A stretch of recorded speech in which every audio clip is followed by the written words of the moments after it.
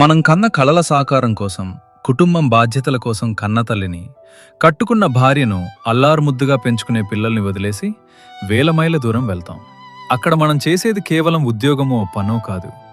మన జీవితంలోని అమూల్యమైన కాలాన్ని వాళ్లకు అంకితం చేస్తాం.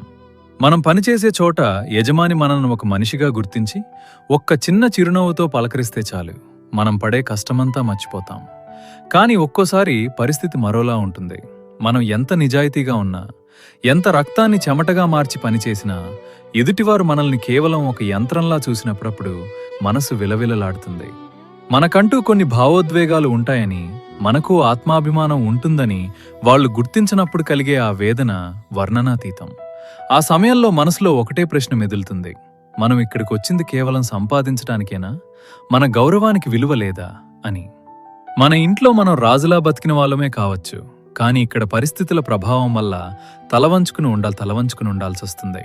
ఒక జంతువుకిచ్చే విలువ కూడా మన శ్రమకు వివ్వనప్పుడు, ఆ రాత్రి మన గదిలో మనం ఒంటరిగా విలపించే ఆ కన్నీళ్లకు అద్దం ఉండదు. అది ఎవరిమీదో కోపం కాదు, మన పరిస్థితి మీద మనకు కలిగే ఒక రకమైన నిస్సహాయత.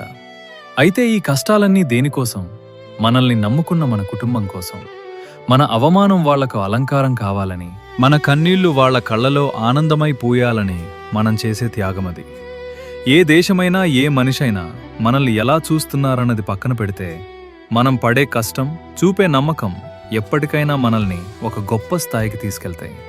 బతుకు తెరువు కోసం చేసే ఈ పోరాటంలో మనల్ని మనం కోల్పోకూడదు. ఈ కష్టం తాత్కాలికమే, మన నిజాయితీ మనల్ని కాపాడుతుంది. రేపటి రోజున మన సొంత గడ్డపై, మన మనుషుల మధ్య తలెత్తుకుని బతికే ఆ క్షణం కోసం ఈ ఓర్పు, ఈ సహనం. ఈ కథ ఎవరిమీ తక్కువ చేయకుండా కేవలం ఒక మనిషి పడే అంతర్మదనాన్ని మాత్రమే చెప్తుంది. ఇది మీకు నచ్చిందని ఆశిస్తున్నాను.